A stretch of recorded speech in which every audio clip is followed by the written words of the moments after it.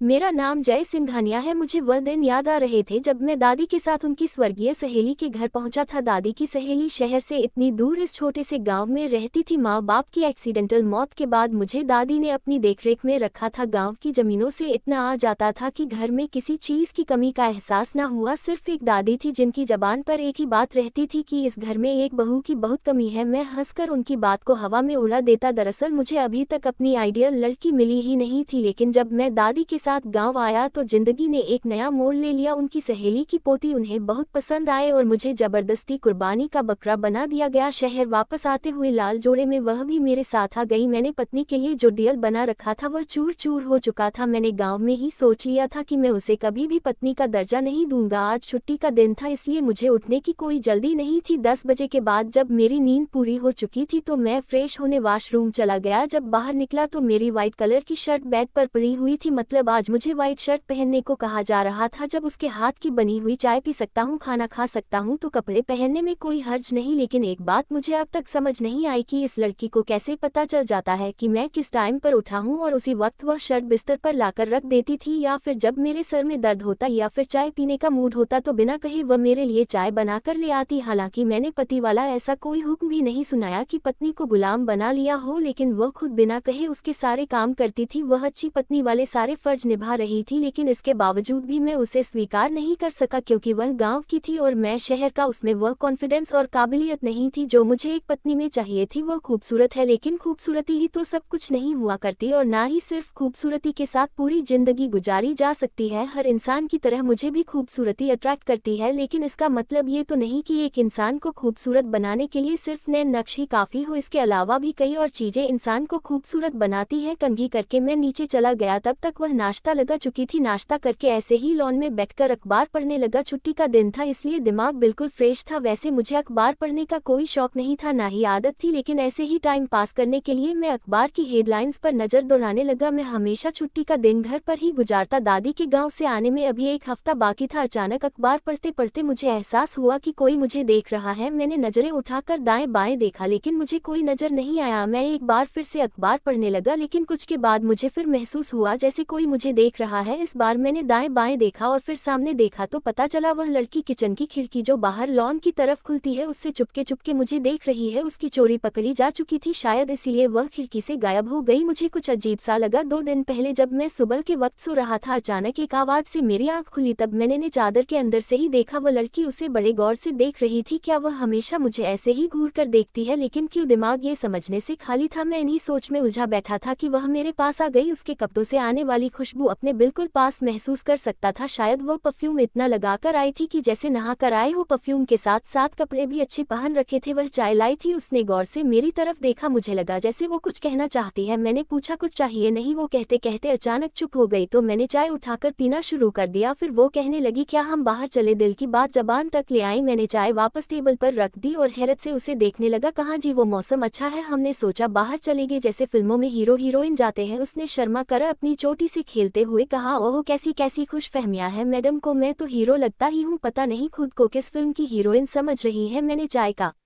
SIP लेते हुए अंदर तंज भरी हंसी से कहा, नहीं मैं जरा बिजी हूँ, रूखेपन से जवाब दिया। फिर उस लड़की का चेहरा बुझते हुए देखा जहाँ थोड़ी देर पहले खुशी के रंग नजर आ रहे थे, अब उदासी थी। उसने जानबूझकर नजर चुराए और वो भागती हुई अंदर चली गई। मैं जानता था अब किचन में कोई कोना पकड़कर रोने का शौक पूरा करेगी मैडम। मैं काफी देर तक वही लन में बैठा रहा, फिर अंदर जाकर टीवी खोलकर बैठ गया। साथ ही इधर उधर भी नजरें दौड़ाने लगा। कहाँ गई? नजर नहीं आ रही। मैं उसको देखना चाहता था। फिर पानी पीने के बहाने किचन में चला गया, वहाँ भी वह नजर नहीं आई। फिर कुछ सोचकर अपने कमरे में गया, मगर वहां भी नहीं थी। यूं ही ढूंढते ढूंढते एक कमरे के पास से गुजर रहा था कि अंदर सिसकियों की आवाज सुनकर मेरे कदम वहीं रुक गए। मैं दरवाजे से कान लगाकर सुनने लगा। वह खुद से बातें कर रही थी। प्रभु हमेशा मेरे साथ ही ऐसा क्यों करता है? तू इतनी बड़ी दुनिया का मालिक है, एक छोटी खुशी भी मुझे नहीं मिल सकती? तू तो सबका मालिक है ना, जो चाहे कर सकता है, सब कुछ तेरे पास है, फिर मेरे साथ ऐसा क्यों कर रहा है? मैं दरवाजे से हटकर वापस सोफे पर जाकर बैठ गया। पता नहीं क्यों मुझे उस लड़की का रोना अच्छा नहीं नहीं लग रहा था। अब मुझे अपने बर्ताव पर पछतावा होने लगा। आखिर क्यों मैंने उसकी बात नहीं मानी? क्या हो जाता अगर मैं उसके साथ बाहर चला जाता? वैसे भी वह कौन सा मेरी जीवन भर की साथी है, कुछ दिनों के लिए ही तो है इस घर में। एक बात तो मैं शुरू से अपने दिमाग में बिठा चुका था कि दादी के आते ही वह उनका लाया हुआ तोहफा वापस कर देगा, इसीलिए हमेशा उसे देखकर यही सोचता कि वह उसके घर में हमेशा के लिए नहीं है। मेरे अंदर उसके लिए कोई फीलिंगलेस से उतरकर नीचे आ रही थी। मैंने गौर से उसका चेहरा देखा, जहां कोई आंसू कोई परेशानी नजर नहीं आ रही थी। मतलब शैली अपने कमजोरी मुझ पर जाहिर नहीं करना चाहती थी। सुनो, जब वह किचन में जाने लगी तो मैंने उसको आवाज दी, आज खाना मत बनाना, हम बाहर जाकर खाना खाएंगे। जी हम, उसने पूछा। हाँ हम मतलब हम दोनों? ओके। वो मुस्कुरा दी। और हाँ, कपड़े भी अच्छे पहन लेना, अगर इस तरह के कपड़ों में बाहर जाओगी तो सभी हंस हंस कर मजाक उड़ाएंगे। जी वह मुस्कुराते हुए कमरे में चली गई। पता नहीं क्यों इस बार मुझको अपने अंदर सुकून सा महसूस हो रहा था। मैं अपनी जिंदगी में यही तो चाहता था, लेकिन इस तरह बिल्कुल नहीं। मैं अपनी पत्नी का हाथ पकड़कर सड़क पर पैदल चलना चाहता था, होटलों में खाना खाना चाहता था। हम दोनों 5 बजे ही घर से रवाना हो गए और लगभग 3 घंटे बाद लौटे। मैं क्योंकि थक चुका था इसीलिए थोड़ा आराम करने अपने कमरे में चला गया। सब कुछ सामान्य रहा। एक दिन इस पगली सी लड़की ने मेरी पसंदीदा का शर्ट जला दी। शायद प्रेस करते हुए वो आसानी से इस बात को छुपा सकती थी, लेकिन वो फूट फूट कर रो पड़ी और कहा कि मैं माफी चाहती हूँ, मैंने आपकी पसंदीदा काली शर्ट जला दी है। तो मैंने कहा कि इसके लिए इतने आंसू बहाने की क्या जरूरत है, वो भी मगरमच्छ के आंसू। तो वह कहने लगी, नहीं नहीं, मैं बहुत शर्मिंदा थी। मैंने कहा तुम आसानी से छुपा सकती थी इस बात को, काली रंग की और भी शर्ट है मेरे पास और हर शर्ट का हिसाब नहीं रखता मैं। शैली ने कहा, मैं आपसे झूठ बोल सकती हूँ, भगवान से नहीं, वह सब जानता है ना। मुझे हैरत का झटका लगा, पता नहीं कैसी पागल लड़की है, ऐसी लड़कियां भी होती हैं दुनिया में। मैं सारे रास्ते उसके बारे में ही सोचता रहा। मैं अपने दोस्तों की जब शिकायतें सुनता कि शहर की पढ़ी लिखी पत्नियां पति पर हुकूमत करती हैं, ना खाना बनाना ना बच्चों को संभालना, हर वक्त मेकअप से लदे रहना, हंस हंस कर हर मर्द से बात करना, लेकिन मैं अपनी जिंदगी में एक बहुत अलग तरह की लड़की देख रहा था। एक ऐसी लड़की जो उसने आज तक कभी नहीं देखी थी। एक वो पत्नियां जो पति के हर बात पर ऐतराज करती, और एक शैली है कि अगर इसे कहा जाए कि रात सफेद है तो यह अपने पति के हाँ में हाँ मिलाएगी। ये लड़की तो अपने पति को पति परमेश्वर मानती है। इस लड़की के साथ रहते हुए लगभग 40 दिन पूरे हो चुके थे। उसने कभी नहीं कहा कि मेरा हक अदा करो, बेड पर सोना मेरा हक है। वह हमेशा रात को सोने से पहले कोई ना कोई अजीब सा टॉपिक पकड़कर मुझसे सवाल करती थी और मैं बस हूँ हाँ में, या फिर कभी कभी उसे गुस्से में झिड़कान। वह कभी मेरे गुस्से पर नाराज नहीं होती थी, लेकिन आज वो खामोशी से सोने के लिए लेट गई। मुझे हमेशा रात को इस लड़की की बातें बहुत बुरी लगती थी, लेकिन अजीब बात तो ये थी कि अगर वह लड़की बात ना करती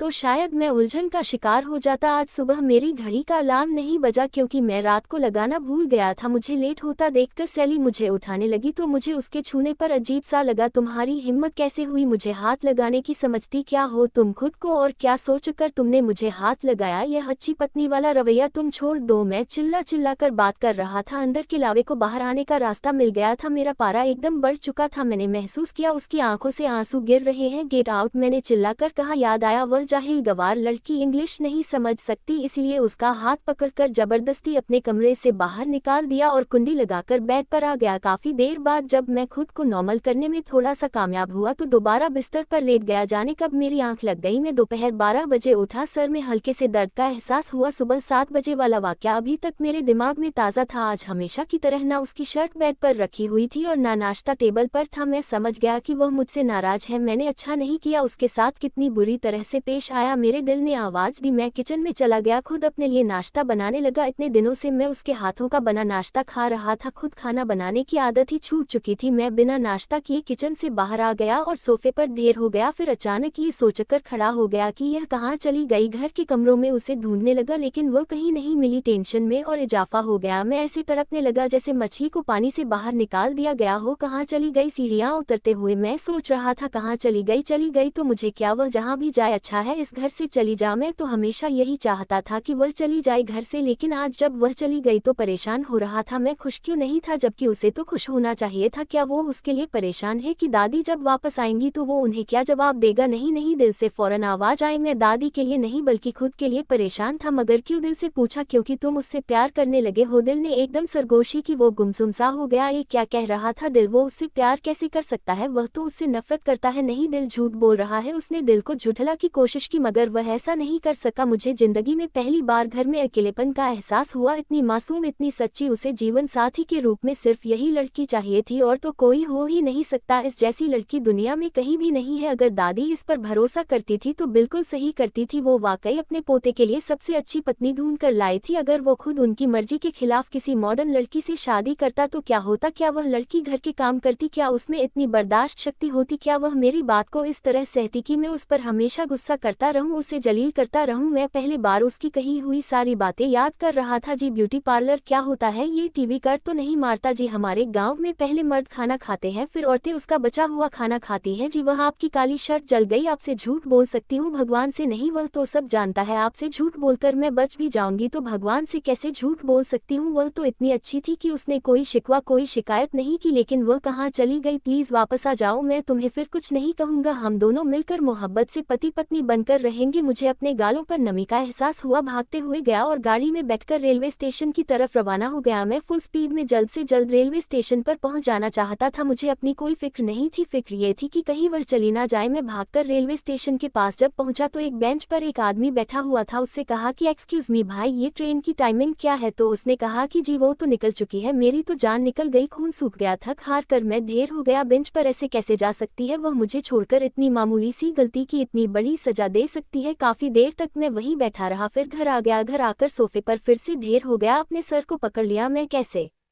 रहूंगा उसके बगैर? मुझे तो उसकी आदत हो गई थी। जब वह अपने सर को पकड़े बैठा था तो उसे किसी के कदमों की चाप महसूस हुई। उसने गर्दन घुमा कर देखा तो मेरी सांसें रुक गई। सामने शैली खड़ी थी। तुम कहाँ चली गई थी? कहाँ चली गई थी तुम? बताओ मुझे। मैं उसे पकड़कर झंझोटी, जितना भी गुस्सा करूं लेकिन अब मैं तुम्हें कमरे से बाहर नहीं निकालूं। तुम मेरी दुल्हन बनोगी। मैं तुम्हें दिल से पत्नी स्वीकार करता हूँ। शैली मेरा मुंह देखती रह गई। फिर उसने बताया वह सुबह उसके मुंह से निकलने वाले शोले सुनकर टूट गई थी। उसे लगा अब उसकी जिंदगी का कोई मकसद बाकी नहीं रहा। वह कमरे से निकलकर उसके बराबर वाले कमरे में जाकर रोती रही और रोते रोते कब सो गई उसे पता ही नहीं चला। इसीलिए जब वह आवाज दे रहा था तो उसकी आवाज वो सुन नहीं पाई। बहुत देर तक वह मुझे देखती रही और कहने लगी, मैं जानती हूँ आप मुझसे प्यार करने लगी है, बस इजहार नहीं कर रहे थे, इसीलिए मैं आपको छोड़कर कैसे जा सकती हूँ? आपका गुस्सा सर आंखों पर, लेकिन आपको पता है मेरा दिल टूट गया था। आपके गुस्से से गुस्सा करे लेकिन गुस्से में इस तरह मुझे मेरी नजरों में मत गिराए। बेशक जोड़े वही बनाता है आसमानों पर। वह अपने इंसानों में कभी फर्क नहीं करता, ना देहाती और ना शहरी में, ना अमीर में और ना ही गरीब में। आज मेरी दादी आ गई। मैं और सैली दोनों ने साथ साथ मिलकर दादी के पैर छुए। हम दोनों को साथ में देखकर दादी की आंखों में खुशी के आंसू आ गए। तो दोस्तों, आपको ये कहानी कैसी लगी? पसंद आए हो तो लाइक सब्सक्राइब करना ना भूले। धन्यवाद।